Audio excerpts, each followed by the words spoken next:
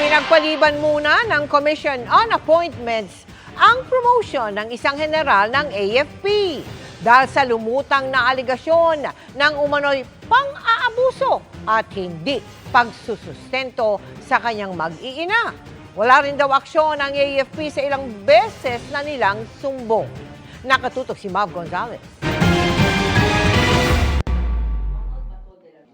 Seryoso ang alegasyong ibinato kay Brigadier General Ranulfo Sevilla, Deputy Commander ng AFP Special Operations Command na nominado para sa promotion sa AFP.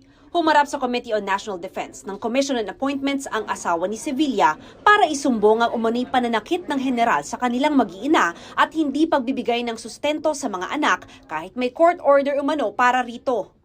Matagal na kami nagtitiis ng mga anak ko. Sustento, 2,000 pesos.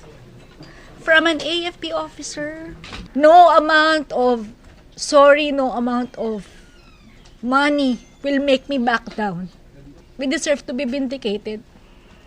Dagdag ng misis ni Sevilla, patuloy raw silang hinaharas ng asawang general kaya nagtatago sila ngayon. Sinasaktan daw siya ng mister, kaya humingi siya ng protection order sa korte. Alegasyong sinusuga ng kanilang anak. Paglabas ko ng room, nakita kong sinasaktan niya yung nanay ko. Nakita kong sinishake niya, sinisigawan niya. Nakita ko pa siyang sinampal niya. Tapos umalis na siya bigla. I know that wasn't the first time he has done that to my mother. Pati raw silang mga bata, sinasaktan ng tatay nila. Nakikita ko pong sinasaktan niya yung kuya ko. Pero ka never naman nasaktan. Sinaktan niya din po kami ng little brother ko dati. Ilang beses na po. Paano? Hinahampas niya po kami ng little brother ko dati ng sinturon.